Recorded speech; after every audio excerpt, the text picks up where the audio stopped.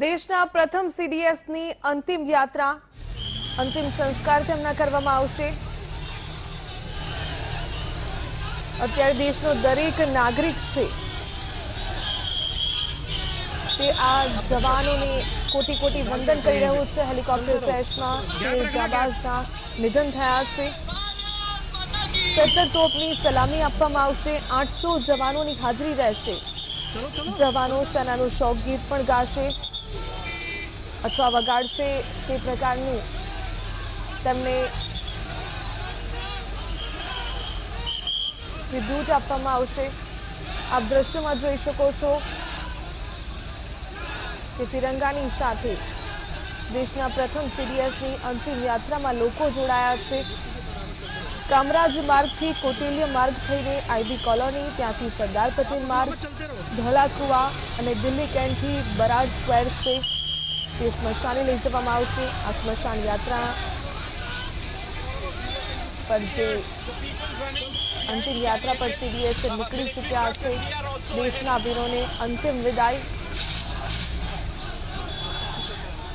Helicopter crash દુર્ઘટનામાં chief of defence staff Bipin Rawat, धर्मपत्नी मधुलिका सहित 13 जाबाज जवानों से देश गुमावी चूक्यो छे। आ शहादत ने देश सलाम करी रह्यो छे। जे जनरल बिपिन रावत छे तेमणे देश माटे अनेक निर्णयो लीधा।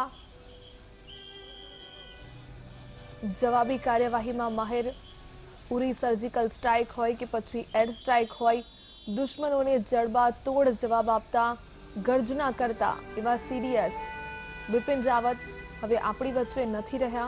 તેમની અંતિમ યાત્રાના આ દ્રશ્યો આપ જોઈ રહ્યા છો। દેશના પ્રથમ સીડીએસની અંતિમ યાત્રા। 17 તોપની સલામી આપવામાં આવશે। 800 જવાનો છે તે હાજર રહેશે।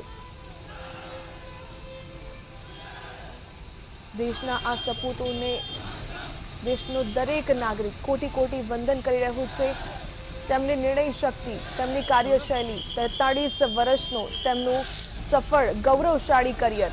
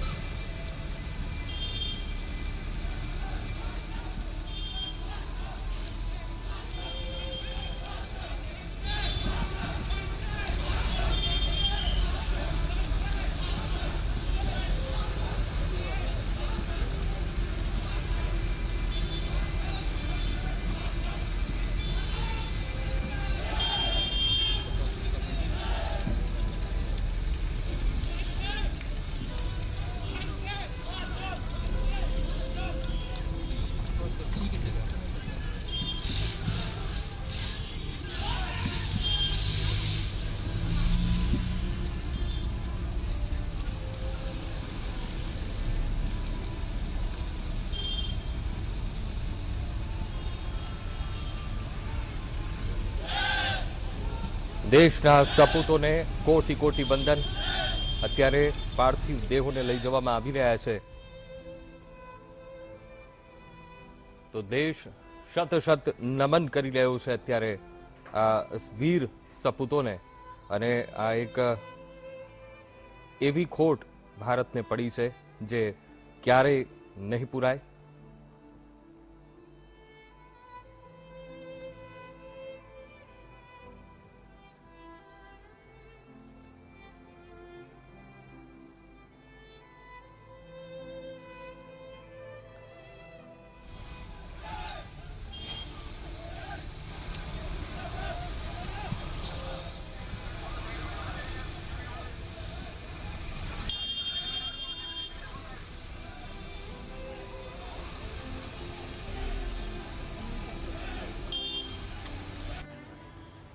તો એરફોર્સ વેટેરનર હરેન ગાંધી સાહેબ આપણી સાથે જોડાઈ ગયા છે। ગાંધી સાહેબ, અત્યારે પાર્થિવ દેહોને લઈ જવામાં આવી રહ્યા છે। એક ખોટ પડી છે કારણ કે ઘણી બધી એવી રણનીતિ રહી છે કે જેમાં બિપિન રાવત, સીડીએસ જનરલ બિપિન રાવતનો જોટો ન જડે અને ન પૂરાય એવી ખોટ.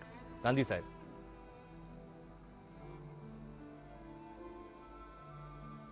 ખૂબ જ સાચી વાત છે.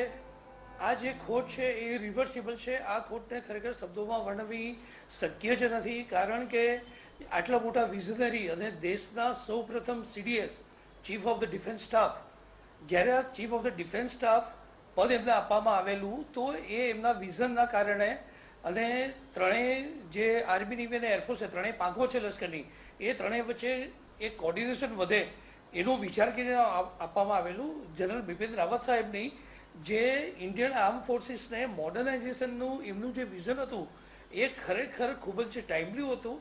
અને સાથે બીજી વાત એ હતી કે એ ખૂબ જ સ્પષ્ટ વક્તા હતા. સૌપ્રથમ આ કદાચ બહુ વર્ષો પછી આવું બન્યું હશે કે લશ્કરના આ જે સર્વોચ્ચ વડા હતા એમને બ્યુરોક્રેસી સાથે કેવી રીતે તાલમેલ મિલાવવો અને ભારતના સાર્વભૌમત્વ માટે જે પણ પગલાં લેવાના છે, જે ફ્યુચરની જે પ્લાનિંગ કરવા જોઈએ એમાં બ્યુરોક્રેસીને કેવી રીતે કન્વિન્સ કરવી અને સૈન્યનું મનોબળ મજબૂત કરવું, આ બધાની એમની જે આવડત હતી એ ખરેખર ખૂબ જ સરાહનીય હતી. અને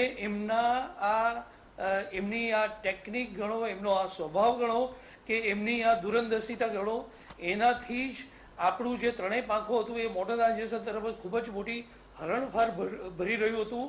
અને જ્યારે એમનું જે હતું કે એક પાકિસ્તાન ફ્રન્ટ, એક ચાઇના ફ્રન્ટ અને બીજું એમણે એવું કીધેલું કે અમારે અઢી ફ્રન્ટની સામે લડવાનું હોય છે.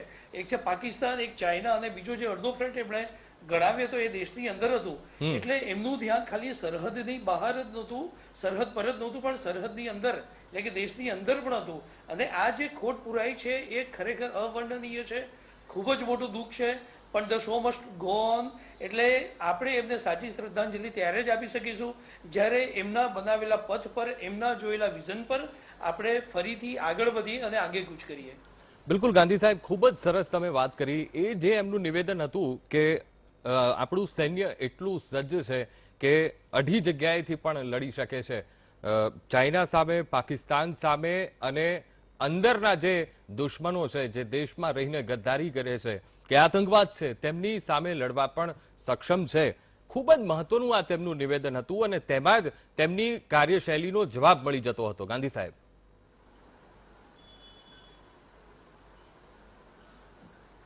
એકદમ સાચી વાત છે.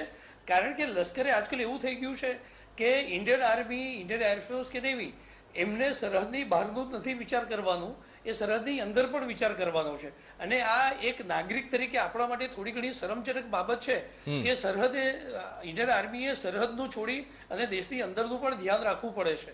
બરાબર છે. તો અને ઇન્ડિયન આર્મી છે, આપણી સુરક્ષાની રક્ષા કરવાની છે, તો એમણે આ રીતે વિચારવું જ પડે. અને એમણે જે મોડર્નાઇઝેશનમાં એક જેવી રીતે આર્ટિફિશિયલ ઇન્ટેલિજન્સનો એમણે તૈયારી કરી હતી, આપણી જે ઇન્ડિયન આર્મ ફોર્સિસની નાઇટ ફાઇટિંગ એબિલિટી છે એને વધારવા માટે એમણે ખૂબ જ નક્કર પગલાં લીધેલા છે.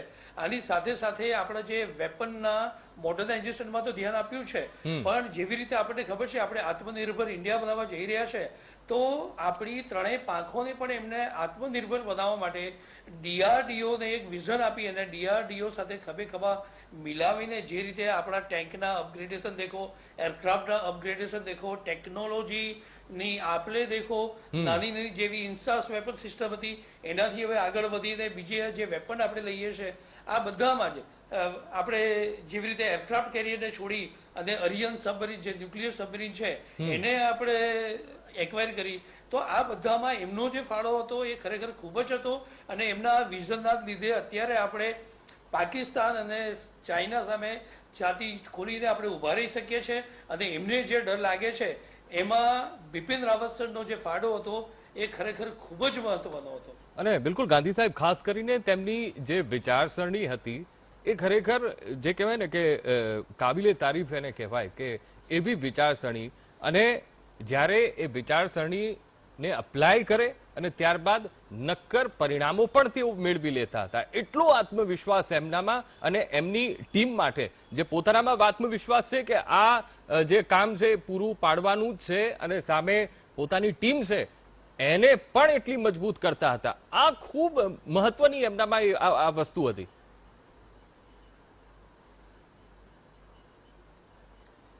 એક્ઝેક્ટલી લીડરશિપ જે ક્વોલિટી કહેવાય, આર્મી નેવી અને એરફોર્સ મિલિટરીની અંદર એને OLQ કહેવામાં આવે છે, ઓફિસર્સ લાઇક ક્વોલિટી. અને આ ઓફિસર્સ લાઇક ક્વોલિટી તો બરાબર છે, પણ એમનામાં જે એ લીડરશિપની ક્વોલિટી હતી, જે એમનું વિઝન હતું અને એમનું વિઝન બીજાને કન્વિન્સ કરવું અને એ વિઝન પર બીજાને ચલાવવા, એમનું પોતાનું વિઝન એ બીજા બધાનું એમની હાથ નીચે જે એમની ટીમ છે એને પણ એ વિઝન દેખાડવું, એ વિઝન એમના જહેનમાં ઉતારી અને એની પર કામ કરાવવું, આ એક જે એમની પાસે લીડરશિપ હતી એ ખરેખર અદ્ભુત હતી. એમનો જે કરિશ્મા હતો એ ખરેખર ખૂબ જ અદ્ભુત હતો. અને એમણે જે પણ નક્કર પગલાં આર્મી નેવી એરફોર્સ માટે સૂચવ્યા છે એ ખૂબ જ મહત્વના હતા. અને એમાં સૌથી મોટું એમનું યોગદાન છે કે થિયેટર કમાન્ડ. થિયેટર કમાન્ડનો એમનો જે આઈડિયા હતો એ ખૂબ જ સરાહનીય છે. કારણ કે થિયેટર કમાન્ડ કરવાથી શું થાય કે આર્મી નેવી એરફોર્સની અંદર એક પ્રોપર કોર્ડિનેશન આવે, અને આ કોર્ડિનેશન દ્વારા જ્યારે પણ આપણને એવા કોઈ ચેલેન્જિંગ સિચ્યુએશન આવે કે એવી કોઈ ઇવેન્ચ્યુઆલિટીઝ આપણી સરહદ પર થાય કે આપણા દેશની અગેન્સ્ટમાં થાય, તો એ વખતે એ જે થિયેટર કમાન્ડ હોય એમની પાસે એ અમુક સત્તાઓ રહેલી હોય કે આર્મી નેવી એરફોર્સમાંથી એમના કોઈ એરક્રાફ્ટ કેરિયર છે, એમની ઇન્ફેન્ટ્રી બ્રિગેડ છે, એમની આર્ટિલરી બટાલિયન્સ છે, એમના એરક્રાફ્ટ, હેલિકોપ્ટર્સ, સીમાં જે આપણા શિપ્સ, વોરશિપ્સ છે, એ બધાને એક સાથે કોર્ડિનેશન લાવી અને કોઈ એક પર્ટિક્યુલર ઓપરેશન માટે કેવી રીતે એમને તૈનાત કરવા, અને એમાં તમે મેનપાવર પણ લઈ શકો છો, એમના મશીન્સ લઈ શકો છો, આ બધું જ હતું. એટલે આવા થિયેટર કમાન્ડની રચના એ એમનું બ્રેઇનચાઇલ્ડ હતું. અને આ થિયેટર કમાન્ડ રચવાથી સૌથી 3 જાતના ફાયદા થતા હોય છે. એક તો સૌથી પહેલા રિસોર્સનું ઇમિડિયેટ અવેલેબિલિટી બને છે, પ્રોપર આર્મી નેવી એરફોર્સની વચ્ચે એક કોર્ડિનેશન જણાય છે, જે કારગિલ યુદ્ધ વખતે એક સેન્સ આવી હતી કે આ કોર્ડિનેશન હોય તો ખૂબ જ સારી વાત છે. એના સિવાય ત્રીજું એ થાય છે કે કોસ્ટ કટિંગ થાય છે, અનનેસેસરી રિસોર્સિસ વેસ્ટ નહીં થતા, અને જે રિસોર્સિસ અવેલેબલ છે એનો મેક્સિમમ ઉપયોગ થાય છે. એટલે આ થિયેટર કમાન્ડ એ એમની પોતાનું બ્રેઇનચાઇલ્ડ હતું અને એ ખરેખર ખૂબ જ સરાહનીય કામ છે. બિલકુલ. અને ગાંધી સાહેબ, જે આ તમે વાત કરી, એમની ભાવના કેટલી પોતાના દેશને સમર્પિત. જ્યારે તેઓ સેનામાં કાર્યરત હતા, એક સૈનિક હોવા છતાં પણ પોતાના દેશને સમર્પિત, જેમ જેમ આગળ બઢતી મળતી ગઈ, પરિવારથી એકદમ અલગ. અને હંમેશા તેમના નિવેદનમાં એક આ વસ્તુ આવી છે સામે કે મારો પરિવાર સૌથી પહેલા મારો દેશ છે, મારી સૈન્ય ટુકડી છે. કેટલી મહાન ભાવના દેશને સમર્પિત થવાની.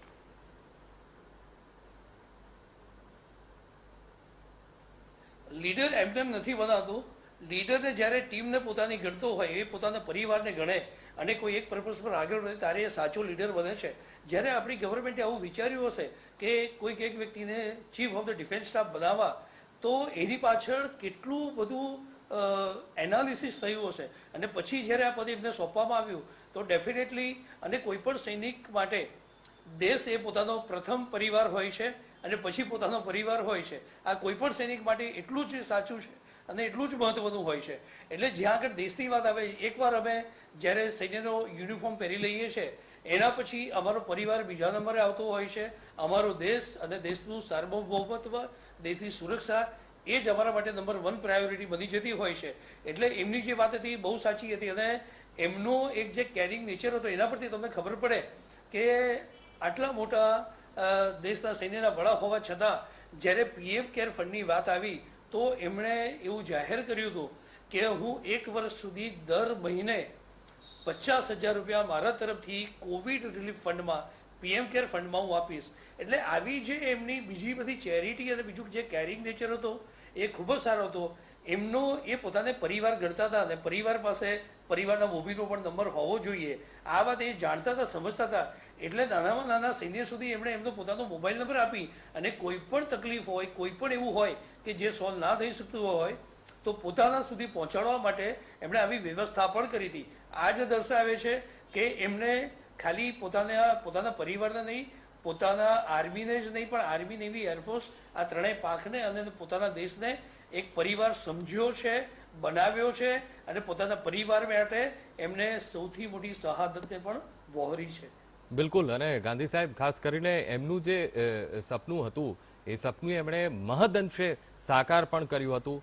આપણા સૈન્યની ત્રણેય પાંખ, એ ત્રણેય પાંખમાં કેવી રીતે તાલમેલ સાધવો, અને એમની વિચારસરણી પણ કેટલી ઉચ્ચ કોટીની અને એમની ભાવના પણ દેશ માટે કેટલી ઉચ્ચ કોટીની. મારું સૈન્ય, ત્રણેય પાંખનું આ સૈન્ય મારું કેટલું મજબૂત બને, કેટલું એડવાન્સ બને. કહેવાય ને કે પળે પળ એ જ પ્રયત્નોમાં તેઓ પ્રયત્નશીલ રહેતા. સાચી વાત છે. સીડીએસ બનવા છતાં જ્યારે એ પોતાના જે સુલુરથી ત્યાં જ્યારે ડીએસએસસી વેલિંગ્ટનમાં ડિફેન્સ સર્વિસીસ સ્ટાફ કોલેજ વેલિંગ્ટનમાં જતા હતા તો એ સૈન્યના વડા થઈ ગયા, ત્રણેય પાંખોના વડા થઈ ગયા. તો પણ એક ફેકલ્ટી તરીકે લેક્ચર લેવા માટે જ્યાં સૈન્યના સૌથી સારામાં સારા અધિકારીઓ જે ટ્રેનિંગ લેતા હોય છે ડીએસએસસી વેલિંગ્ટનની અંદર, તો ત્યાં આગળ પોતે પણ લેક્ચર લેવા માટે, ત્યાં સૈનિક અધિકારીઓનો કોર્સ કમ્પ્લીટ કરવા માટે એ ત્યાં જતા હતા. એ જ એમનું ઇન્વોલ્વમેન્ટ સમજે છે. પોતે સૈન્યના વડા બની ગયા, ત્રણેય પાંખોના વડા બની ગયા. એટલે એવું નથી કે ત્યાં દિલ્હીથી જ કામકાજ થાય, પણ આવી નાની નાની બાબતોની અંદર સૈન્યના અધિકારોમાં જે આપણું જે ફ્યુચરિસ્ટિક અને મોડર્નાઇઝેશનનો પ્લાન છે એ એમના જહેનમાં ઉતારવા માટે, એ એમનું વિઝન નાનામાં નાના અધિકારી સુધી પણ પહોંચે એના માટે એ સતત પ્રયત્નશીલ હતા. અને અત્યારે પણ જ્યારે આ હેલિકોપ્ટર ક્રેશ થયું છે તો he was perfectly on his tour of duty. એ પોતે પોતાની એક ડ્યુટી હતી, એ ડ્યુટી બજાવવા જઈ રહ્યા હતા અને ત્યાં શહીદ થયા છે. અને એ જે શહીદ થયા છે એમની સાથે બીજા કેટલાય જાંબાજ જવાનો પણ આપણા શહીદ થયા છે. એમાં એરફોર્સના પાયલટ્સ પણ હતા, એરફોર્સના ફ્લાઇટ એન્જિનિયર, અને સાથે સાથે એમના જે સુરક્ષાકર્મી કહેવાય, જે આપણા કમાન્ડો હોય છે, પેરા યુનિટના, પેરાશૂટ રેજિમેન્ટના કમાન્ડો, એ પણ એમાં શહીદ થઈ ગયા છે. અને ખૂબ દુઃખની વાત એ પણ છે કે એમની સાથે એમની જે અર્ધાંગીની એટલે કે ડિફેન્સના જે વાઇસ વેલફેર એસોસિએશનના જે વડા કહેવાય, એ એમનું એક ઓફિશિયલ પદ હતું. એમણે પણ દેશ માટે અને સૈન્યની ફેમિલી માટે પોતાની જાન કુરબાન કરી છે. બિલકુલ. એટલે શહીદોને ખૂબ ખૂબ વંદન કરું છું અને એમની શહાદતને સો સલામ કરું છું. બિલકુલ. એટલે ગાંધી સાહેબ ઘણા બધા પ્રોજેક્ટ એ લઈને ચાલી રહ્યા હતા અને ખૂબ જ મહત્વપૂર્ણ આપણી દેશની સુરક્ષાને લઈને આ પ્રોજેક્ટો હતા. પાકિસ્તાનને લઈને હોય, ચાઇનાને લઈને. એમનું એક નિવેદન ઉડીને આંખે વળગે. ગાંધી સાહેબ, તમે કદાચ સાંભળ્યું હોય તો એમણે નિવેદનમાં એવું કહ્યું હતું કે ખરેખર ભારતનો સૌથી મોટો ખતરો હોય તો તે પાકિસ્તાન નથી પણ ચાઇના છે. આ ખૂબ જ મહત્વપૂર્ણ તેમનું નિવેદન હતું.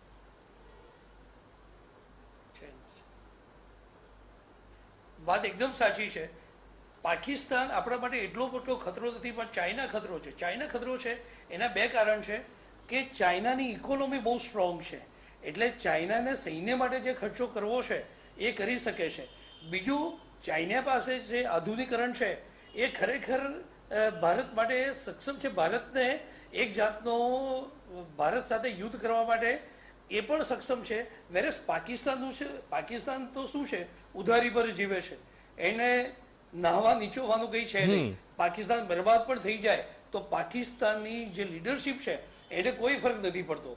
જેવી રીતે બિપિન રાવત સરે સૈન્યના વડા હોવાની સાથે બ્યુરોક્રેસી સાથે જે તાલમેલ મિલાવી અને સૈન્યના ફાયદા માટે કે સૈન્યની સારી દેખભાળ લેવાય એના માટે બ્યુરોક્રેસી સાથે હાથી હાથ મિલાવતા હતા. પાકિસ્તાનમાં દેખીએ તો ત્યાં આગળ આખી રિવર્સ ઇફેક્ટ છે. ત્યાં આગળ સૈન્ય અને ત્યાંના જે રાજકીય લીડરશિપ હોય છે એમની વચ્ચે ક્યારે આજ સુધી તાલમેલ થયો જ નથી. અને આપણે દેખ્યું છે કે પાકિસ્તાનની અંદર કેટલી વાર આવી રીતે લશ્કરે બળવો કરી અને પોતાના પ્રેસિડેન્ટ કે પ્રાઇમ મિનિસ્ટરને હલાવી અને પોતે ત્યાં ગાદી પર બેસી ગયા છે. એટલે પાકિસ્તાનની અંદર તો આવું કોઈ કલ્ચર જ નથી કે ખરેખર જે ટોટલી દેશ માટે સક્ષમ હોય કે ડેડિકેટેડ હોય. પણ ચાઇનાની વાત કરીએ તો ચાઇના, બિપિન રાવત સરની જે વાત હતી કે ચાઇના આપણા માટે મોટો ખતરો છે, કારણ કે ચાઇના બે રીતે લડાવે છે. એક તો ઇકોનોમિકલી આપણી પાસે આવી કરે છે. ચાઇનાએ બહુ મોટો વાર આપણી પાસે કર્યો છે સાયબર વોર. બિપિન રાવત સરે કીધું છે તો એમનું એક નિવેદન એવું પણ હતું કે આપણે સાયબર સિક્યુરિટી પણ વધારવાની એટલી જ જરૂર છે, કારણ કે આજકાલ બધું જ ઓનલાઈન થઈ ગયું છે. ઇવન આર્મી, નેવી ને એરફોર્સ પોતે મોડર્નાઇઝેશનમાં જ્યારે વિચારે છે ત્યારે આર્ટિફિશિયલ ઇન્ટેલિજન્સ માટે વિચારે છે, રોબોટિક્સ માટે વિચારે છે, નાઇટ ફેસિલિટી માટે વિચારે, થર્મલ ઇમેજિનિંગ જે સિસ્ટમ હોય છે એને અપગ્રેડ કરવા માટે વિચારે છે. ત્યારે આ બધું નેટ ઉપર થતું હોય છે, ઓનલાઈન થતું હોય છે. જે થિયેટર કમાન્ડની વાત કરી તો એની અંદર પણ આપણા આર્મી, નેવી, એરફોર્સના બધા બહુ કોમ્પોનન્ટ્સ હોય છે. એને એક ડિજિટલ પ્લેટફોર્મ પર લાવવામાં આવે છે અને એનાથી આ બધું મેનેજ થતું હોય છે. એટલે ચાઇના જ્યારે સાયબર સિક્યુરિટીમાં બહુ સક્ષમ છે અને આપણી પર હુમલો કરી શકે છે. એક એ વોર છે, બીજો છે બાયોલોજીકલ વોરફેર. આ જે COVID-19 થયું એમાં બહુ મોટો આખી દુનિયાએ જ્યારે ચાઇનાને બ્લેમ કર્યો છે, તો એ પણ એક બાયોલોજીકલ વોરફેર માટેની કદાચ એક નેટ પ્રેક્ટિસ એવું પણ ગણી શકાય. પણ હું તમને બધાને જણાવતા તમને બધાને સાંભળીને ખુશી થશે કે બાયોલોજીકલ વોરફેરનું જે છેલ્લું નિવેદન હતું એમનું, એમાં એમણે એક ખતરો જાહેર કર્યો હતો કે હવે આપણા દેશે બાયોલોજીકલ વોરફેર માટે પણ એટલી તૈયારી કરવી પડશે. તો એમની વાત સાચી છે. તો જ્યારે એમણે આ નિવેદન આપ્યું તો એના કેટલાય વર્ષો પહેલા આર્મી, નેવી અને એરફોર્સની અંદર બાયોલોજીકલ વોરફેર થાય તો શું કરવું, એની ચર્ચા વિચારણા, એની ટ્રેનિંગ અને એને સક્ષમ માણસો પણ તૈયાર કરી જ રહ્યા છે. એટલે જે લોકો પણ આ સાંભળી રહ્યા છે એ બધાનું કહું કે આર્મી, નેવી અને એરફોર્સ આ બધી જ રીતે સક્ષમ છે. અને જનરલ બિપિન રાવત સરે જે આપણને રાહ બતાવ્યો છે, એ રાહ બતાવવા પર ભલે આપણે એમને ગુમાવ્યા છે, જે ખૂબ જ દુઃખની વાત છે, પણ છતાં પણ જે રીતે આપણે હરણફાળ ભરી રહ્યા છે અને એક વિશ્વની એક બહુ જ મોટી શક્તિ, લશ્કરી શક્તિ તરીકે ઉભરી રહ્યા છે, તો એના પેસમાં એની જે ઝડપ છે અને એ જે આપણો પ્રોગ્રેસનો જે રેટ છે એની અંદર થોડી પણ કમી નહીં આવે. અને કદાચ હા એવું થઈ શકે કે આ ઘટનાને લીધે આપણી જે મોડર્નાઇઝેશનની સાથે આપણી જે સેફ્ટી કોન્શિયસ છે, જે સેફ્ટી પોઈન્ટ ઓફ એક્સપેક્ટ છે, એ પણ એટલું જ વધુ વધશે. એટલે definitely so will go on, so must go on, અને આપણે આગળ વધીશું જ. અને એ જ એમની માટે સૌથી મોટી શ્રદ્ધાંજલિ હશે. બિલકુલ બિલકુલ. ગાંધી સાહેબ, અમારી સાથે જોડાયેલા રહેજો. હજુ પણ આગળ સીડીએસ જનરલ બિપિન રાવતની વિશેષતાઓ વિશે આપની સાથે ચર્ચા કરવી છે. દર્શક મિત્રો, આપ પણ ક્યાંય જતા નહીં, પણ એ પણના અપડેટ અમે આપના સુધી પહોંચાડતા રહીશું. અત્યારે યાત્રા આગળ ધીમે ધીમે આગળ વધી રહી છે અને દેશ નમન કરી રહ્યો છે. હેલિકોપ્ટર ક્રેશમાં 13 જાબાઝના નિધન થયા હતા, જેમાંથી સીડીએસ જનરલ બિપિન રાવત પણ હતા. અને આ શહાદતને દેશ સલામ કરી રહ્યું છે અને દેશના સપૂતોને કોટી કોટી વંદન કરી રહ્યું છે. તો દર્શક મિત્રો, સમય થયું છે એક બ્રેકનો. લઈએ એક બ્રેક.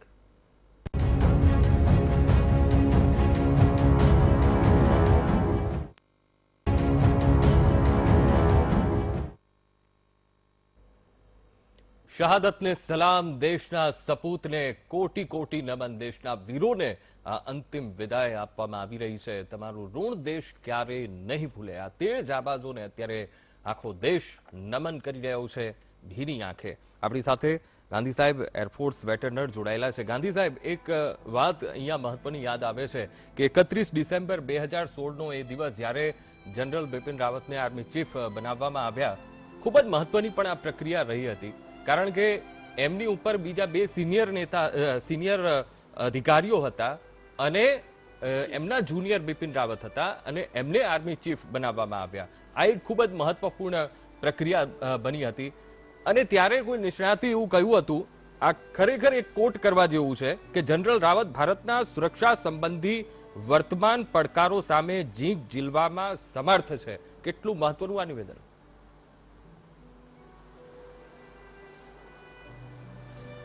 એકદમ સાચી વાત છે. અને જ્યારે પોતાના સિનિયરને સુપરસીડ કરી અને કોઈક એક વ્યક્તિને એક જનરલ, લેફ્ટનન્ટ જનરલને આવી રીતે જનરલ આર્મીના ચીફ બનાવવામાં આવે છે, ત્યારે એ ડેફિનેટલી બહુ મોટું ડિસિઝન હોય છે. અને આ એક ડિસિઝન આખી આર્મીની ફ્યુચરને એફેક્ટ કરતું હોય છે. એટલે જ્યારે આપણી ગવર્મેન્ટે જ્યારે જનરલ બિપિન રાવત સરને આ આર્મીના જે 26માં સેનાધ્યક્ષ બનાવવા માટેનો નિર્ણય લીધો, એની પાછળ બધા અનેક કારણો છે. એમાં સૌથી પહેલા એમનું જે એક્સપોઝર છે, સ્ટાર્ટિંગ ફ્રોમ તમે દેખો તો જ્યારે 1978માં એમણે એનડીએ જોઈન કર્યું હતું અને બીએસસી કમ્પ્લીટ કર્યું હતું, ત્યારે જ્યારે એ પોતાની ટ્રેનિંગ કમ્પ્લીટ કરે છે, ત્યારે એકમાત્ર એવોર્ડ ત્યાં મળતો હોય છે જે સૌથી મોટો હોય છે. It is a sword of honour. Sword of ઓનરના એવોર્ડ સાથે એમણે પોતાની આ લશ્કરી કારકિર્દીની શરૂઆત કરી છે. પછી આઈએમએ દેહરાદૂનમાં જઈ અને પોતાની એડવાન્સ ટ્રેનિંગ પૂરી કરી છે. અને એના પછી અત્યાર સુધીમાં એમણે જમ્મુ કાશ્મીર દેખો, જમ્મુ કાશ્મીરની અંદર 10 વર્ષ સુધી ઇન્સર્જન્સી, જે કાઉન્ટર એટેક કહેવાય ઇન્સર્જન્સી માટેના, એના એ ઇન્ચાર્જ રહ્યા છે. એમણે મ્યાનમારમાં જે આપણે કરેલું છે એ તમે દેખ્યું હતું, મ્યાનમારમાં એમણે કેવી રીતે કામ કર્યું છે.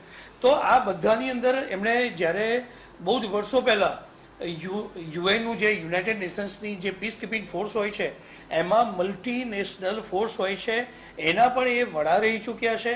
એટલે આ રીતે એમની પાસે જે એક્સપોઝર હતું નોટ ખાલી આપણા દેશનું પણ પડોશી કન્ટ્રી અને બીજા અંદર ફ્રેન્ડલી કન્ટ્રી સાથે પોતાના દેશની સાર્વભૌમત્વની જાળવણી માટે, સુરક્ષા માટે કેવી રીતે કન્વિન્સ કરવા, એક એમનું જે પીઆર જેને કહેવાય પર્સનલ રિલેશન પણ એમના એટલા સારા હતા.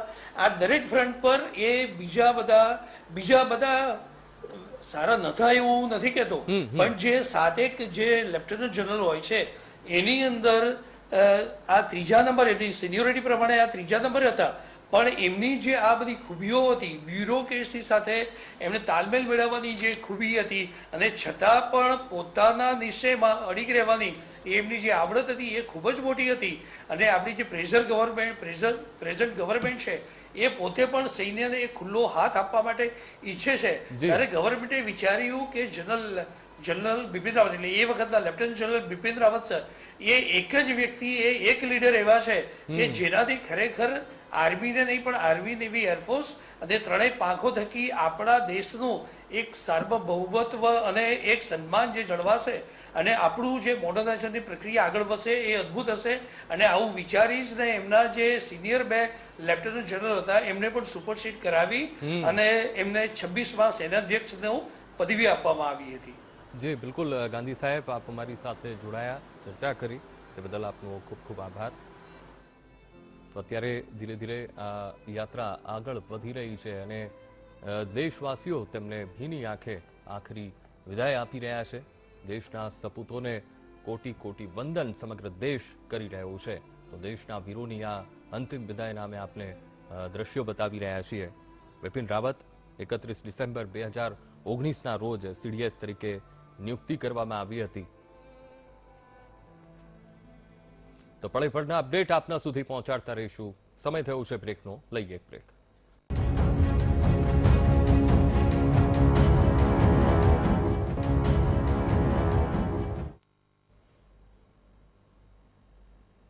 તો આખરી સફર પર યુદ્ધ વીરો છે અને આ શહાદતને સલામ છે. દેશના સપૂતોને કોટી કોટી નમન અત્યારે દેશ કરી રહ્યો છે અને આ દુર્ઘટનાને દેશ ક્યારેય નહીં ભૂલી શકે, કારણ કે ન પૂરાય એવી ખોટ આજે દેશને પડી છે. તો આ અંતિમ યાત્રા આગળ વધી રહી છે અને આ ઋણ દેશ ક્યારેય નહીં ચૂકવી શકે. પણ જે દેશ પ્રેમ, દેશ સેવાની જે ભાવના હોય છે એક સૈનિકમાં, એ અજોડ હોય છે.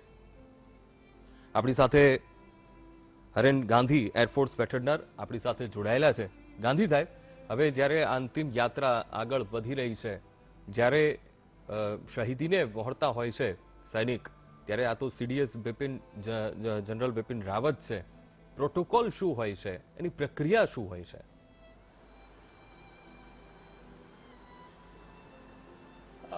ખૂબ જ સરસ આપનો ક્વેશ્ચન છે કે જ્યારે પણ કોઈ પણ વ્યક્તિ આર્મી, નેવી, એરફોર્સમાંથી કોઈ પણ વ્યક્તિ જ્યારે શહીદ થાય છે અને જ્યારે આવા સર્વોચ્ચ અમારા લીડર, સેનાધ્યક્ષ જ્યારે શહીદ થયા હોય છે તો એક સેરિમોનિયલ પ્રોસિજર હોય છે, એને ફ્યુનરલ પરેડ કહેવામાં આવે છે. જે અંતિમ યાત્રા હોય છે એને મિલિટરીની અંદર એની ટર્મિનોલોજી છે ફ્યુનરલ પરેડ. તો આ ફ્યુનરલ પરેડની પ્રોસિજર હોય છે અને એની અંદર રેન્ક પ્રમાણે એક આખું ગૂઠ બનતું હોય છે. કારણ કે હું એના વિશે આપને એટલે જણાવીશ કારણ કે 2013ની અંદર જ્યારે ઉત્તરાખંડમાં પૂર આવ્યું અને એ વખતે બધા હજારો લોકોને રેસ્ક્યુ કર્યા પછી જ્યારે વિંગ કમાન્ડર ડેરિલ કેસ્ટેલિનો જ્યારે પોતાના બેઝ પર પાછા આવી રહ્યા હતા અને ત્યારે હેલિકોપ્ટર હવામાનના કારણે, આ જ MiG-17 હેલિકોપ્ટર હવામાનના કારણે દુર્ઘટનાગ્રસ્ત થઈ ગયું અને એમાં 5 એરફોર્સ જવાનો અને બીજા NDRFની ટીમ આવી રીતે બધા બહુ જણાએ જ્યારે જાન ગુમાવેલો. તો એ વખતે વિંગ કમાન્ડર ડેરિલ કેસ્ટેલિનોની જે અંતિમ યાત્રા હતી એની પ્રોસિજરનો હું ઇન્ચાર્જ હતો અને એ વખતે મેં જે પ્રોસિજર કરાવી છે એવી જ પ્રોસિજર અત્યારે જે સેનાધ્યક્ષ છે એમની અંતિમ યાત્રામાં થશે. જ્યારે બ્રાર સ્ક્વેર ઉપર જ્યારે એમની આ જે વેહિકલ છે જે એમની પાર્થિવ શરીર લઈને જઈ રહ્યું છે એ ત્યારે પહોંચે ત્યારે એક પ્રોપર એવું ફોર્મેશન હોય છે કે એમાં એક એસ્કોર્ટ પાર્ટી હોય છે. આ chief of the defence staff હતા એટલે એની અંદર આર્મી, નેવી, એરફોર્સ આ ત્રણેયની ફોર્સની બનેલી એક કમ્બાઇન્ડ એસ્કોર્ટ પાર્ટી હશે. એમાં કદાચ 99 જણા હશે, 150 સુધી પણ હોઈ શકે છે, બરાબર, કારણ કે એ જનરલ હતા. તો એ પહેલા એક એસ્કોર્ટ પાર્ટી 3 લાઇનમાં ફોર્મ થાય છે. એની પાછળ મિલિટરીનું બેન્ડ હોય છે અને મિલિટરીનું બેન્ડ આ બધા એક સ્લો માર્ચ એટલે કે ધીરે ચાલમાં માર્ચિંગ કરશે જ્યાં આગળ એમને અંતિમ ક્રિયા કરવાની છે ત્યાં સુધી. અને એ બેન્ડની પાછળ એક ફાયરિંગ પાર્ટી હોય છે કે જે 11 લોકોની બનેલી હોય છે અને એ લોકો 3 રાઉન્ડ ફાયર કરશે, એને ફાયર વોલી કહેવાય છે. આવી રીતે અને ત્યાં જઈ એમની પાછળ પછી જે એમનું આ વેહિકલ છે એને ટેન્ડર અને ટ્રેલર કહેવાય છે. તો આ વેહિકલ એ ફાયરિંગ પાર્ટીની પાછળ માર્ચ કરતું હશે. આ વેહિકલની પાછળ જે જનરલ બિપિન રાવત સર હતા એમની જે ક્લોઝ ફેમિલી એટલે કે બ્લડ રિલેશન વાળા અને એકદમ ક્લોઝ હતા એ લોકો માર્ચ કરશે. એમની પાછળ બીજી એક લાઈન હશે, એમને મોર્નર્સ કહેવાય છે, એટલે શોકાતુર વ્યક્તિઓનું સમૂહ જેને આપણે કહી શકીએ એવા યુનિફોર્મની અંદર આર્મી નેવી એરફોર્સની અંદર એ જે શોકાતુર લોકો હશે એ લોકો માર્ચ કરતા હશે. અને એમની પાછળ જે સિવિલ ડ્રેસમાં એટલે કે યુનિફોર્મ સિવાયના લોકો હશે, બરાબર, એવા સગા સંબંધીને જે પણ દેશપ્રેમી જે પણ અહીંયા શોક સંદેશ આપવામાં જાય છે એમની એક ટુકડી બની હશે, એ માર્ચ કરતી હશે. એવી રીતે આ આખી ટીમ જે છે એને આખું ફ્યુનરલ પ્રોસેશન કહેવાય છે. આ આખું ફ્યુનરલ પ્રોસેશન ત્યાં બ્રાડ સ્ક્વેરમાં જશે. ત્યાં આગળ ડેઝિગ્નેટેડ પ્લેસ હોય છે, ત્યાં આગળ આવી રીતે કોણ ક્યાં ઊભું રહેશે, બધું એસ્કોર્ટ પાર્ટી ક્યાં ઊભી રહેશે, ફાયરિંગ પાર્ટી ક્યાં ઊભી રહેશે, એમના સગા સંબંધી ક્યાં ઊભા રહેશે, યુનિફોર્મ વાળા ક્યાં ઊભા રહેશે અને વિધાઉટ યુનિફોર્મ વાળા ક્યાં ઊભા રહેશે. આખો યુ શેપમાં આખી રીતે આવી એક પ્રોસિજર હોય છે. આવું ત્યાં થશે અને આવું થયા પછી જ્યારે છેલ્લે ફરીથી એમનો જે નશ્વર દેહ છે એમની ફેમિલીને એમનું ફેસ બતાવવામાં આવશે. હવે જો ઘરે જે પ્રોસિજર પૂરી થઈ ગયેલી હોય તો અહીંયા એ પ્રોસિજર કદાચ ના પણ કરાય. તો એ કર્યા પછી એમનું જે પાર્થિવ શરીર છે એની પર એમની કેપ અને એમનો આપણો જે ઇન્ડિયન ફ્લેગ છે એ ઇન્ડિયન ફ્લેગને પ્રોપર પ્રોસિજર સાથે ફોલ્ડ કરી એ ફ્લેગ અને એ જે કેપ છે એ એમના જે બ્લડ રિલેશનમાં છે એટલે અત્યારે એમના વાઇફ પણ અહીંયા શહાદતે વોરી છે. તો કદાચ આ ફ્લેગ અને આ કેપ પૂરેપૂરા સન્માન સાથે એક સિનિયર અધિકારી દ્વારા એમની દીકરીના હાથમાં અર્પણ કરવામાં આવશે. અને એ સ્વીકાર્યા પછી એમની દીકરી કે જે પણ નક્કી થયું હશે એ પ્રમાણે ત્યાં એમને અંતિમ સંસ્કાર આપવામાં આવશે. અને જ્યારે અંતિમ સંસ્કાર આપવામાં આવે છે ત્યારે અંતિમ બ્યુગલ જે છેલ્લી વાર હોય છે એ શોક શસ્ત્ર હોય છે. એટલે પહેલા એને સલામી શસ્ત્ર આપવામાં આવશે. સલામી શસ્ત્ર પછી એક શોક શસ્ત્ર હોય છે, શોક શસ્ત્ર કરશે. અને જ્યારે શોક શસ્ત્ર હોય જ્યારે જવાનોએ પોતાની રાઇફલ ઊંધી કરી માથું નમાવી અને જ્યારે શોક શસ્ત્રની પ્રોસિજર કરતા હોય છે ત્યારે જે મિલિટરી બેન્ડ હોય છે એ એક પર્ટિક્યુલર જે આ જ પ્રોસિજર માટેનું બ્યુગલનું મ્યુઝિક હોય છે એ બ્યુગલ વગાડતા હોય છે. અને જ્યારે આ બ્યુગલ વાગી જાય એના પછી ફરીથી સલામી શસ્ત્ર આપવામાં આવે છે. અને આવી રીતે આ જે ફ્યુનરલ પ્રોસિજર છે એ આખી કમ્પ્લીટ થાય છે. બિલકુલ બિલકુલ, ખૂબ સરસ રીતે ગાંધી સાહેબ આપે સમજાવ્યું. હવે જે 2016માં જ્યારે એમને આર્મી ચીફ બનાવવામાં આવ્યા ત્યારે ભારત સામે ઘણા બધા ગાંધી સાહેબ પડકારો હતા. એ વખતે 3 મોટા પડકારો, એક તો વળી સરહદ પારનો આતંકવાદ, એને કેવી રીતે અંકુશમાં લાવવો, આ ખૂબ જ મોટી આપણી સામે સમસ્યા હતી. બીજું એ હતું પશ્ચિમ છેડે જે છદ્મ યુદ્ધને રોકવું, આ સૌથી મોટી બાબત હતી. અને પૂર્વોત્તર ભારતમાં ઉગ્રવાદની લગામ કેવી રીતે ખેંચવી. અને આ ત્રણેય બાબતોને, આ ત્રણેય કામોને ખૂબ જ સરાહનીય તેમની કામગીરી આ ત્રણેય બાબતોમાં રહી છે.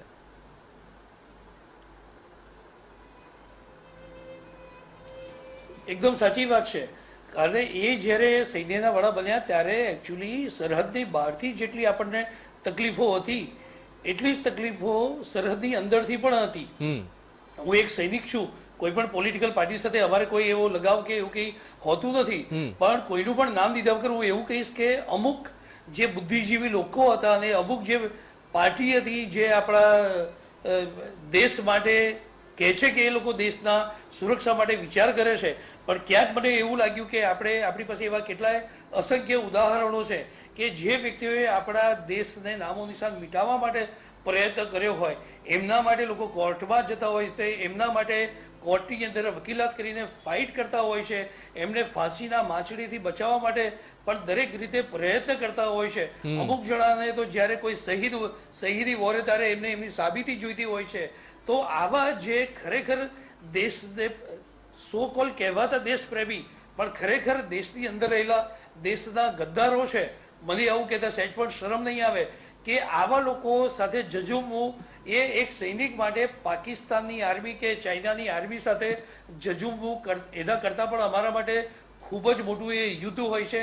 કારણ કે સરહદ ઉપર તો અમને ખબર હોય છે કે આ અમારો દુશ્મન છે, એ ક્યાંથી આવશે ખબર હોય છે, કેવી રીતે મારવો અમને ખબર હોય છે, ભલે ચાઇનાની સરહદ હોય કે પાકિસ્તાનની. પણ જે આપણા દેશના દુશ્મનો જે સરહદની અંદર છે, આપણી આગળ પાછળ રહે છે, એમની પાસે એક સ્ટેચર છે, એક પાવર છે, અને જ્યારે આવા લોકો પણ આપણા દેશની સુરક્ષા માટે નહીં વિચારી અને દેશના ગદ્દારોને જ્યારે સાથ આપતો હોય, ત્યારે આ બિપિન રાવત સરે જે એમનું નેતૃત્વ પૂરું પાડ્યું છે અને જેવી રીતે દેશની અંદરથી પણ એમણે આ દુશ્મને હટાવવાનો એક પ્રયત્ન કરી અને એક જે ઇન્સ્ટ્રક્શન કે એક જે એડવાઇસ આપણી બ્યુરોક્રેસી સાથે પણ ડિસ્કસ કરી અને બ્યુરોક્રેસીએ પણ જ્યારે દેશની અંદર સુરક્ષા વધારવા કરવા માટે જ્યારે અમુક નિર્ણયો લીધા હશે, એમાં જે આપણે કાશ્મીરની અંદર 370ની કલમ હટાવી, 35A હટાવી અને લદ્દાખને એક યુનિયન ટેરિટરી બનાવવાની, આ બધા નિર્ણયો ખરેખર એટલા કોઈ નાના કે સામાન્ય નિર્ણયો નહોતા. આપણી પાસે એ બધી જ તૈયારી હતી કે આવો નિર્ણય લેવાથી અમુક તત્વો એવું માનતા હતા કે આવો નિર્ણય લેવાય તો દેશને ખેદાન મેદાન કરી નાખીએ, દેશને સળગતો કરી દઈએ. એ આપણા જ દેશના રહેવાસી અમુક જણા કહેતા હતા. પણ એમનું નેતૃત્વ અને આપણી ગવર્મેન્ટ એ બંને એકબીજા સાથે હાથ મિલાવી અને જે નિર્ણયો લીધા એ નિર્ણયોની અંદર તમે આપણે બધાને જ ખબર છે કે એક પણ જાતની બગાવત નથી થઈ, એક પણ જાતનો આવો હુમલો નથી થયો કે દેશમાં કોઈ અનરેસ્ટ પેદા નથી થયો. અને આ સળગતા સવાલો ઇન્ક્લુડિંગ રામ મંદિર, આ બધા સવાલો એવા હતા કે જે વર્ષોથી આપણો જીવ ખાતા હતા. આપણી દેશની કદાચ જે આપણે દેશની ઇકોનોમી બધી બહુ કદાચ હજુ પણ 5 કે 10 વર્ષ આગળ વધવાની હતી, એ આવા બધા પ્રશ્નોને લીધે રોકાઈ રહી હતી. આપ માનશો કે આપણે લેહ અને લદ્દાખની અંદર આપણા સૈન્યની પાછળ આપણો જે ખર્ચો થાય છે એ આપણી જીડીપીના કેટલાય % ખર્ચો ત્યાં થઈ જાય છે. આપણું જે બજેટ છે એનું 30% બજેટ આપણે ડિફેન્સને ફાળવવું પડે છે. આ બધાની અંદર પાકિસ્તાન અને ચાઇનાની સાથે સાથે દેશની અંદર રહેલા દેશના જે ગદ્દારો છે એમનો પણ બહુ મોટો સાથ છે. એટલે બિપિન રાવત સરે જ્યારે સેનાની કમાન સંભાળી ત્યારે ખાલી ખતરો બહારથી જ નહોતો અને અંદરથી જ પણ હતો. એટલે જ્યારે એમની ઇન્સ્ટ્રક્શનની નીચે આર્મી છે, ઇવન પેરામિલિટરી છે જે ગૃહ મંત્રાલયની અંદર આવે, એમણે પણ એટલું જ તાલ મિલાવીને કામ કર્યું છે. અને એના લીધે જ અત્યારે આપણો દેશ જે સ્થિર છે, જે વિકાસશીલ અને હવે વિકસિત થવા જઈ રહ્યો છે, એ એમાં એમનું જે યોગદાન છે એ અભૂતપૂર્વ યોગદાન છે અને એમની ખોટ આપણને વર્ષો વર્ષ ચાલશે. બિલકુલ. અને ગાંધી સાહેબ, આ જે એમની કુનેહ હતી તાલમેલ સાધવાની, ખાસ કરીને ખૂબ જ ઓછું જોવા મળે છે. અને આ પહેલા તો એવું કહેવાતું હતું કે સૈન્ય અને સરકાર આ વચ્ચે તાલમેલ સાધવો ખૂબ અઘરી બાબત ક્યારેક ક્યારેક કેટલાક કેસીસમાં બની જતી હતી. પણ જ્યારથી બિપિન રાવત આવ્યા ત્યારે ખૂબ જ એ સહેલું થઈ ગયું. એક તાલમેલ આર્મી સાથે ત્રણેય પાંખ અને સરકાર, આ બંને સિસ્ટમ વચ્ચે ખૂબ જ સારી એવી તાલમેલ તેમણે જાળવી હતી.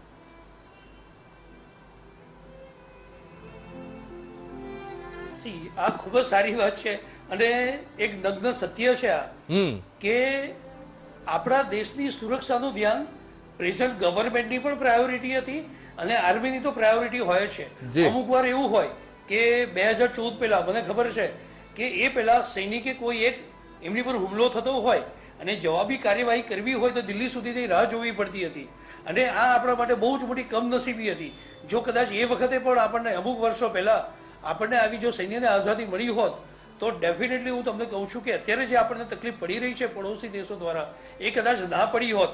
પણ દેર આયે દુરસ્ત આયે, અત્યારે જે આપણને આ એક ફ્રીડમ મળ્યું છે લશ્કરને, અને ફ્રીડમ મીન્સ રિસ્પોન્સિબિલિટી, એ ઇન્ડિયન આર્મી, નેવી અને એરફોર્સ બહુ સારી રીતે સમજે છે. જ્યારે ગવર્મેન્ટે આપણને સત્તાવાર એક ફ્રીડમ આપેલું છે તો આર્મી, નેવી અને એરફોર્સ એને પોતાની રિસ્પોન્સિબિલિટી સમજીને એમણે એક પણ પગલું એવું નથી લીધું કે જેનાથી દેશની અંદર કોઈ અનરેસ્ટ ફેલાય કે ભારતનું જે એક સન્માન છે, ભારતની એક ઇન્ટરનેશનલ ઇમેજ છે, એ કોઈ પણ રીતે ખરડાય. એટલે ગવર્મેન્ટ અને લશ્કર આ બંનેનો જે એક પર્પોઝ હતો એ ખરેખર મેળ ખાઈ ગયો. વર્ષો પહેલા એવું હતું કે આર્મીનું એક પર્પઝ, આર્મીનું જે એક એમ હોય અને ગવર્મેન્ટનું એમ, એ બધામાં આપ જમીનનો ફરક હતો. પણ અત્યારે અમુક વર્ષો પહેલાથી પ્રિસાઇઝલી કહું તો 2014 પછી ખરેખર એવું થયું છે કે જે પર્પઝ આર્મીનો છે અને એ જ પર્પઝ ગવર્મેન્ટનો જ છે, અને એટલે જ આપણી દેશના સન્માનમાં દેશનું જે એક ઇન્ટરનેશનલ ઇમેજ છે, ઇન્ટરનેશનલ એક રિસ્પેક્ટ છે, એમાં અભૂતપૂર્વ વધારો થયો છે. અને બિપિન રાવતની સૌથી મોટી બીજી એક ખાસિયત એ હતી કે એમણે અમેરિકા જેવી જે મિલિટરી સુપર પાવર પણ કહેવાય છે એમની સાથે પણ એટલો તાલમેલ બનાવેલો. અને તમે અમુક નિવેદનોમાં વાંચ્યું હશે કે અમેરિકી જે જનરલ્સ છે, જે એમના હાયર ઓફિસર મિલિટરી ઓફિસર છે, એમણે પણ દુઃખ વ્યક્ત કર્યું છે કે એવું નથી કીધું કે અમે આર્મીના સારા જનરલ ગુમાવ્યા, પણ એમણે એવું કીધું કે અમારા એક પર્સનલ મિત્રને પણ ગુમાવ્યા છે. હવે આપણે વિચાર કરીએ કે બિપિન રાવત સરે એવી તો એમને કેવી પીઆર એબિલિટીઝ હશે કે આવા અમેરિકા જેવા, ફ્રાન્સ છે, ઇઝરાયલ જેવા જે મિલિટરી થિંક ટેન્ક છે એમની સાથે એક ઓફિશિયલ રિલેશન તો હોય જ, પણ એમની સાથે એમણે પોતાના પર્સનલ રિલેશન પણ બતાવી અને ઇન્ડિયાને આટલી રીતે મોડર્નાઇઝેશન કરવામાં મદદ કરી છે. બિલકુલ બિલકુલ બિલકુલ ગાંધી સાહેબ, આપ અમારી સાથે જોડાયેલા રહેજો. હજુ પણ આગળ એમની વિશેષતાઓ, એમની કામગીરી, અન્ય જવાનો પણ જે લોકો જે શહીદ થયા છે તેમના વિશે પણ, તેમની બાબતોને પણ થોડીક ચર્ચવી છે. દર્શક મિત્રો, આપ પણ અમારી સાથે જોડાયેલા રહેજો. પળે પળના અપડેટ અમે આપના સુધી પહોંચાડતા રહીશું. તેના વિશેષતા શું હતી, તેમનો કાર્યકાળ કેવો રહ્યો હતો, તેમની કાર્યશૈલી કેવી રહી હતી. જેનો દોર યથાવત રહેશે. રોકાઈશું એક બ્રેક માટે.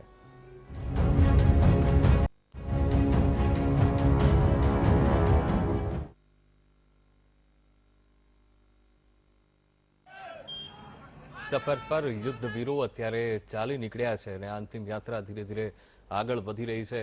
આસપાસ દેશવાસીઓ તેમને પુષ્પ વર્ષા કરી રહ્યા છે, સાથે સાથે નારા પણ લગાવી રહ્યા છે. સીડીએસ બિપિન રાવત અમર રહો, સાથે દેશવાસીઓ ભારત માતા કી જયના નારા પણ લગાવી રહ્યા છે અને રાજકીય સન્માન સાથે આ યાત્રા ધીરે ધીરે આગળ વધી રહી છે. એક ન પૂરાય એવી ખોટ આજે દેશને પડી છે અને આજે દેશે જે ગુમાવ્યું છે એ અમૂલ્ય હતું. આપણી સાથે આશિષ કુમાર માધુ, રક્ષા વિશેષજ્ઞ રણભાઈ ગાંધી સાહેબ, એવું પણ આપણી સાથે જોડાયેલા છે. માધુ સાહેબ, જો શહીદ હુએ હૈ ઉનકી જરા યાદ કરો કુરબાની. આજે આ કડી યાદ આવી જાય, કારણ કે આજે આખો દેશ રડી રહ્યો છે, ઝૂરી રહ્યો છે, કારણ કે દેશે આજે જે આ ગુમાવ્યું છે એ ખૂબ અમૂલ્ય હતું. એની ખોટ ક્યારેય નહીં પૂરાય. માધુ સાહેબ.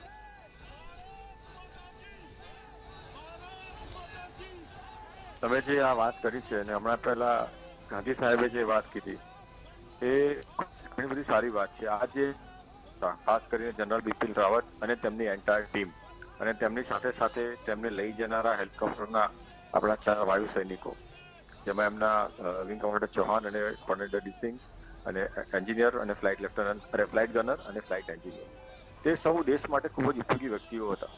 જે રીતે તેમણે દેશ માટે કાર્ય કર્યું હતું અને જે રીતનું આપણે જોઈ રહ્યા છીએ કે બિપિન રાવત સાહેબનું એઝ અ સીડીએસ ટેકઓવર કર્યા બાદ જે ચેન્જીસ આવી રહ્યા હતા, એમના અમુક સ્ટેટમેન્ટ તમે સાંભળ્યા જશે. અને ફરી એકવાર હું કહું કે ભાઈ પહેલી ગોલી તો હમારી નહીં ચલેગી, પણ उसके बाद हम गोलियों की गिनती नहीं करेंगे. અને આના જેવા ઘણા બધા, અને એમની જે ખોટ છે એ ખોટ ડેફિનેટલી આપણા દેશને કદાચ પૂરી અઘરી પડશે. નો ડાઉટ દેશનો દરેકે દરેક વ્યક્તિ, ચાહે આર્મીમાં છે, નેવીમાં છે કે એરફોર્સમાં છે, every defence personal is committed to the nation. પણ રાવત સાહેબની વાત કંઈક અલગ હતી અને તેટલે જ કદાચ તેમને ચીફ ઓફ ડિફેન્સ સ્ટાફ બનાવવામાં આવ્યા હતા. એક વિઝન લઈને એ ચાલતા હતા, બહુ કોન્ફિડન્ટ હતા કે શું કરવું છે, તેમને ખબર છે કે કઈ વસ્તુની સાથે કેવી રીતે ડીલ કરવાનું હતું. અને જે અત્યારે દ્રશ્યો આપણે જોઈ રહ્યા છીએ અને જે it is very unfortunate event એમ, અને મારી પાસે શબ્દો ખૂટી પડ્યા છે 2 દિવસથી હું જ્યારે આ જોઈ રહ્યો છું ને જે બી ઇન્ટરવ્યુઝ વગેરે ચાલી રહ્યા છે. પરંતુ ખરેખર ઘણી દુઃખની વાત છે અને એમ થાય કે કદાચ આપણા દેશને આગળ લઈ જવામાં જે એમનો ફાળો હતો એક ટેમ્પરરી એક પોઝ આવી શકે છે. ઓફકોર્સ વી વિલ પ્રોગ્રેસ, એમાં કોઈ સવાલ જ નથી, પરંતુ જે ગતિ એમણે પકડી હતી એ ગતિ સહેજ ધીમી પડી જશે આમાંથી 100%. જી બિલકુલ માધુ સાહેબ, ગાંધી સાહેબ, આપ અમારી સાથે જોડાયેલા રહેજો. હજુ આગળ પણ તેમની વિશેષતાઓ, તેમની કાર્યશૈલી, તેમણે કરેલા કામોને લઈને થોડીક આપની પાસેથી માહિતી લેવી છે. પણ અત્યારે જે અંતિમ યાત્રા ધીરે ધીરે આગળ વધી રહી છે, ભારત માતા કી જય આ નારા લાગી રહ્યા છે અને શહીદોને અંતિમ વિદાય આપવામાં આવી રહી છે. ચર્ચાનો દોર યથાવત રહેશે. રોકાઈશું એક બ્રેક માટે.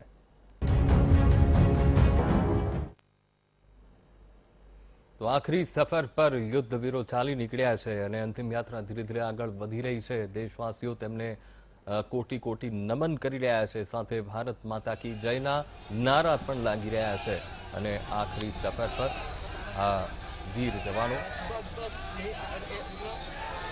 यही तक आएगी शायद यही आएगी शायद बस बस एक मिनट रुक जाएंगे ना आन दीजिए उसको नजदीक आन दीजिए सीधे आएगी चलो चलो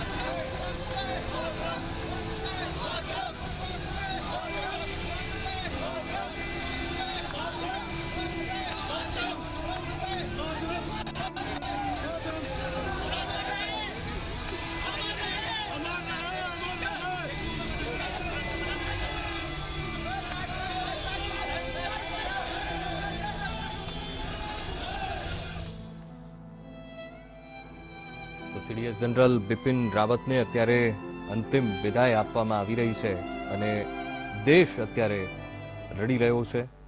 ભારત માતા કી જયના નારા લાગી રહ્યા છે. સાથે સાથે વંદે માતરમના પણ અત્યારે નારા લાગી રહ્યા છે અને army chief of defence staff general Bipin રાવતને આખરી સલામ દેશવાસી કરી રહ્યા છે. તો ધીરે ધીરે આ અંતિમ યાત્રા આગળ વધી રહી છે. આપણી સાથે આશિષ કુમાર બાંધુ અને અરવિંદ ગાંધી સાહેબ પણ આપણી સાથે જોડાયેલા છે. ગાંધી સાહેબ, ખૂબ જ મહત્વનું આ પદ સીડીએસનું, કારણ કે જ્યારે 73મી જયંતિ સ્વતંત્રતા દિવસની અને ત્યારે લાલ કિલ્લા ઉપરથી વડાપ્રધાન મોદીએ આ વસ્તુ કહી હતી કે સમયસર સુધારાની જરૂર છે. સૈન્ય વ્યવસ્થામાં સુધાર માટે ઘણા રિપોર્ટ મળ્યા છે અને આ પદની તેમણે જાહેરાત કરી હતી. કેટલું મહત્વનું આ પદ હતું?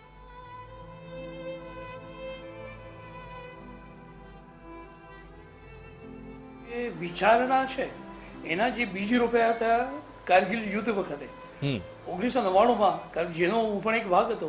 1999 કારગિલ યુદ્ધ વખતે ક્યાંક એવી સેન્સ આપણા રક્ષા મંત્રાલય અને આર્મી નેવી એરફોર્સને આવી હતી કે જો કોર્ડિનેશન એક સારું હોય, કારણ કે કારગિલ યુદ્ધ લડ્યા ત્યારે આપણે એ વખતે નેવીને પણ તૈનાત કરવી પડી હતી અને આપણી ગવર્મેન્ટે એવો ટ્રાય કર્યો હતો કે આ કારગિલ યુદ્ધ એ ફૂલ ફ્લેજ યુદ્ધમાં ના પરિણમે એના માટે આપણે પૂરતા પ્રયત્નો કર્યા હતા.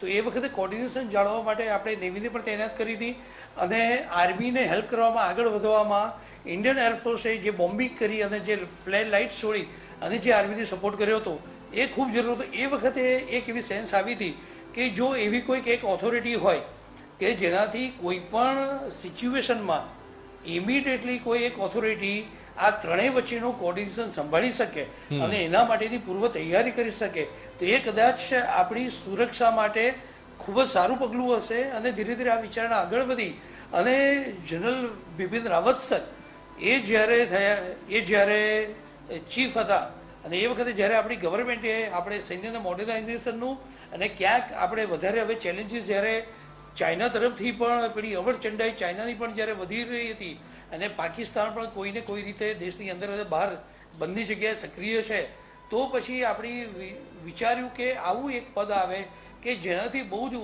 ઓછા સમયની અંદર આર્મી નેવી એરફોર્સની અંદર એ કોર્ડિનેટ કરી શકાય અને પર્ટિક્યુલર જે પણ આપણી સામે તકલીફ, ચેલેન્જીસ કે એવું કંઈક આવ્યું હોય ઇવેન્ચ્યુઆલિટીઝ, તો એનો આપણે બેફિટિંગ જવાબ આપી શકીએ.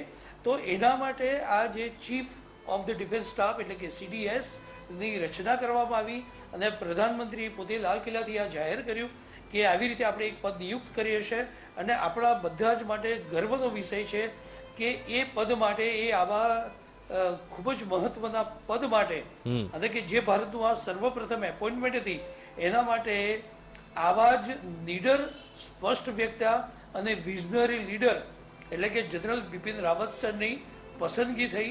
આ બધું જ એમનું એક સ્ટેચર હતું અને એમની જે સૈન્ય તરીકેની જે સેનાધ્યક્ષ તરીકેની કારકિર્દી પૂરી થવા જઈ હતી ત્યારે ગવર્મેન્ટે વિચાર્યું કે ખરેખર બિપિન રાવત સરને હજુ પણ જો 2-4 વર્ષ આવા આવી એક પદવી સાથે આપવામાં આવે તો આપણે જે અત્યારે એક પ્રોગ્રેસ ચાલુ કર્યો છે, જે મોડર્નાઇઝેશન ચાલુ કર્યું છે, જે ટેકનોલોજીકલ એન્હાન્સમેન્ટ ત્રણેય ફોર્સમાં થઈ રહ્યું છે એને બહુ જ મોટો સપોર્ટ મળશે અને એક જે વિઝન છે એ વિઝન સાથે આપણી બ્યુરોક્રેસી અને આપણી ગવર્મેન્ટ તાલમેલ મેળવી અને આપણે બહુ આગળ જો વધીશું તો પછી આપણને પાછળથી અમુક વર્ષો પછી કદાચ રાહતનો દમ લઈ શકીશું અને પડોશી દેશો એવા જે પણ દુશ્મન દેશો છે એ આપણી સામે આંખ ઉઠાવતા પણ ડરશે. આ બધી જ એક વિચારણા સાથે ભારતીય ગવર્મેન્ટે ખૂબ જ સારો અને સમયસર નિર્ણય લઈ CDSના પદની સ્થાપના કરી અને એની પર આવા બાહોશ જનરલની વરણી પણ કરી. બિલકુલ માધુ સાહેબ, હવે તેમની ખૂબ જ આગવી વિચારધારા રહી હતી.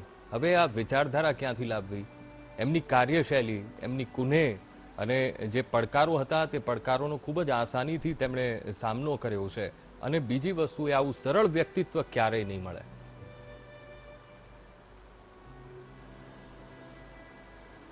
એકદમ સાચી વાત છે. સરળ વ્યક્તિત્વની વાત કરીએ તો એમની સાથે નાનામાં નાનો સોલ્જર પણ એક્સેસિબલ હતો, એ પોતાની વાત જનરલ સુધી પહોંચાડી શકતો હતો. આ બહુ મોટી વાત છે. અમુક લેડી ઓફિસર્સને જ્યારે એમણે શોર્ટ સર્વિસ કમિશન પછી જ્યારે આગળ કન્ટિન્યુ કરવું હતું તો ત્યારે એમને જનરલ સુધી વાત પહોંચાડવાની હતી તો એ પણ એમને શાંતિથી એમને સાંભળ્યા હતા. ત્યારે લેડી ઓફિસર્સે એવું કીધું હતું કે we have never thought in our life કે આટલા મોટા પદ પર આર્મીના જનરલ આટલા સરળ હોઈ શકે એટલે આટલી સારી રીતે અમારે જેવા નાના અધિકારી સાથે વાતચીત કરી શકે. એટલે કે એક સૈન્યનો નાનામાં નાનો સૈનિક હોય કે મોટામાં મોટા અધિકારી હોય, દરેક વ્યક્તિ સાથે તાલમેલ મિલાવવાની એમની જે કુનેહ હતી, દરેકને પોતાના બનાવવાની આવડત હતી, એ તો હતી જ, પણ એની સાથે મેં જેમ કીધું કે બ્યુરોક્રેસી સાથે તાલમેલ મિલાવવાની અને જે પોતાનો સ્પષ્ટ સંદેશો છે એ દુશ્મન દેશ સુધી પહોંચાડવાની પણ એમની જે આવડત હતી અને એ જે સ્પષ્ટ વ્યક્તિત્વ ધરાવતા હતા એનાથી કદાચ ભારત બધા બહુ તકલીફોથી બચ્યું પણ છે. અને આપે વાત કરી કે હવે શું, નાઉ વોટ, તો એકચ્યુઅલી એમને જે પેલું કહેવાય ને કે સાપ ગયા અને લીસોટા રહી ગયા. હું એક પોઝિટિવલી વાત કરું છું કે આપણે જનરલ બિપિન રાવત સરને ગુમાવ્યા છે એ ખૂબ જ મોટી વાત, ખૂબ જ દુઃખની ઘટના છે અને અસમયની આ ઘટના છે. પણ એનો મતલબ એ નથી કે હવે આપણે રૂકી જઈશું કે બ્રેક વાગી જશે. હું નથી માનતો કે આપણા પ્રયાસોમાં કંઈક હા, કારણ કે એ પોતાની ફૂટપ્રિન્ટ છોડીને ગયા છે. એમનું જે વિઝન હતું એ 1-2 વર્ષનું નહોતું કે આપણને પછી આગળ શું વિચારવાનું. એમને આપણે 10 વર્ષ પછી શું કરવાનું છે, 5 વર્ષ પછી શું કરવાનું છે, 20 વર્ષ પછી આપણે શું કહીશું, આ બધી જે વિચારસરણી છે એને પેપરમાં એક મૂકેલી છે. એમણે જે વિઝન બતાવેલું છે it is a documented vision. એટલે આ વિઝન પર આપણને આગળ ચાલવામાં કોઈ જ વાંધો નહીં આવે. હા, એમની ખોટ ચાલશે, કદાચ થોડી ગતિમાં થોડું બ્રેક કદાચ વાગે પણ એ થોડાક સમયનો હશે. પણ જેવી રીતે આર્મી, નેવી અને એરફોર્સ કે કોઈ પણ વ્યક્તિ સમય આગળ ચાલતો હોય છે, વ્યક્તિ હોય કે ના હોય, આપણે બધાએ આગળ વધવાનું જ છે. પણ એ વાત સારી છે કે એમનું જે વિઝન છે પૂરું ડોક્યુમેન્ટેડ વિઝન છે એમને આપણે 10, 15, 20 વર્ષ પછી આપણે ક્યાં હઈશું, આપણી સેના ક્યાં હશે એનું આખું વિઝન બતાવેલું છે, રસ્તો બતાવેલો છે. એટલે એની પર ચાલવાનું છે, એમના પદ ચિહ્નો પર ચાલવામાં આપણને કોઈ વાંધો નહીં. હા, એ હોત તો કદાચ આપણે 3rd ગિયરમાંથી 4th ગિયરમાં આવી ગયા હોત, એ આપણે વિચારીએ છીએ, માનીએ છીએ અને સ્વીકારીએ છીએ. પણ એ નથી, છતાં પણ એમના બનાવેલા રાહ પર ચલવામાં આપણું સૈન્ય એટલે કે ભારતીય આર્મી, નેવી અને એરફોર્સ સક્ષમ છે. અને જ્યારે આપણી ગવર્મેન્ટ આવી રીતે આપણી દેશની સુરક્ષા માટે દરેક રીતે કમિટેડ હોય, તન, મન અને ધનથી આવી રીતે જો કમિટેડ હોય આપણી ગવર્મેન્ટ, તો આપણી સેનાને ખરેખર કોઈ વાંધો નહીં આવે અને આપણે એ જ રીતે, એ જ દિશામાં અને એ જ સ્પીડે આગળ વધીશું જ. ગાંધી સાહેબ, ખાસ કરીને એમની એક કામની એ પણ વાત કરવી છે કે જનરલ રાવતને ઉગ્રવાદ અને લાઇન ઓફ કંટ્રોલના પડકારોનો સામનો કરવાનો પણ એક દાયકાનો અનુભવ હતો અને એ તેમણે એમની કાર્યશૈલીથી અને જે પરિણામો જે સામે આવ્યા છે અને અત્યારની જે સ્થિતિ છે એ દેખાઈને જ લાગી રહ્યું છે કે ખરેખર એમની કાર્યશૈલી અજોડ હતી.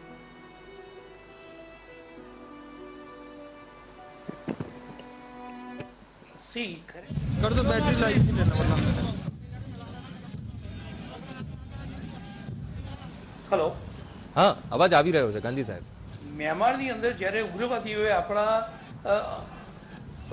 મ્યાનમારની અંદર જ્યારે ઉગ્રવાદીઓએ આપણા સૈનિકોની હત્યા કરી અને પછી આપણે આપણી બોર્ડર ક્રોસ કરી મ્યાનમારમાં ઘૂસી અને એ ઉગ્રવાદીઓનો ખાત્મો બોલાવ્યો કે પછી જ્યારે આપણે સર્જિકલ સ્ટ્રાઇક કરી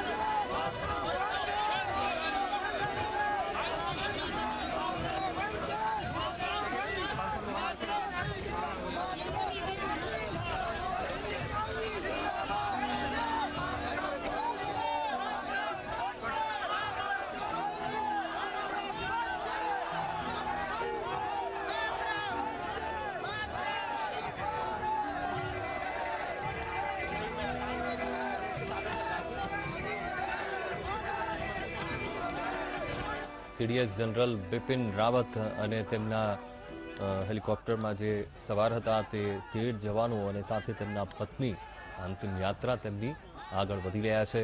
વંદે માતરમના નારા લગાવવામાં આવી રહ્યા છે અને ખૂબ જ મહત્વની કામગીરી સીડીએસ જનરલ બિપિન રાવતની રહી હતી. જ્યારે સીડીએસ તરીકે તેમને નિયુક્ત કરવામાં આવ્યા હતા, ઘણા બધા પડકારો હતા, પણ તેમણે તે પડકારોને પણ ઠેલ્યા છે અને સાથે સાથે તેમની એક અલગ વિચારસરણી હતી અને ખાસ કરીને જે આગળના પ્રોજેક્ટ હતા તેમના તે ખૂબ જ મહત્વના હતા અને સાથે ત્રણેય પાંખો વચ્ચે તાલમેલ કેવી રીતે બને તે પ્રયત્ન સીડીએસ જનરલ બિપિન રાવતના હતા. ખાસ કરીને તેમની જો વાત કરવામાં આવે, બિપિન રાવત 27માં આર્મી ચીફ હતા સીડીએસ બનતા પહેલા, અને આર્મી ચીફ બનાવતા પહેલા તેમને 1 સપ્ટેમ્બર 2016ના રોજ ભારતીય સેનાના deputy chief of army staff તરીકે નિયુક્ત કરવામાં આવ્યા હતા. ત્યારે આ દુર્ઘટના દેશ ક્યારેય નહીં ભૂલી શકે, કારણ કે એક અનમોલ રતન દેશે ગુમાવ્યું છે.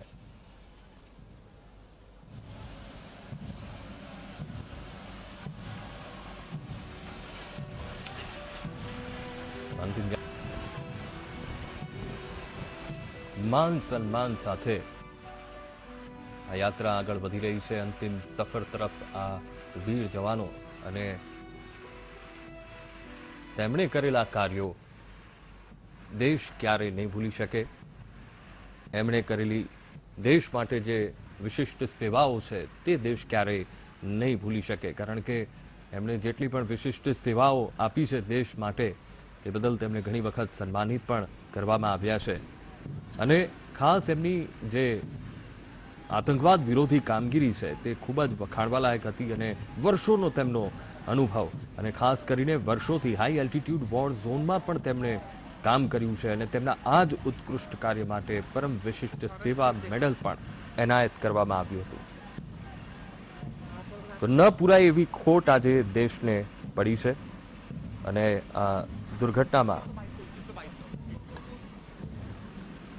અન્ય જવાનો પણ જે શહીદ થયા છે તેમની જો વાત કરીએ, બ્રિગેડિયર LS લિડ્ડર હરિયાણાના પંચકુલાના વતની અને સીડીએસ રાવતના તેઓ ડિફેન્સ એડવાઇઝર હતા.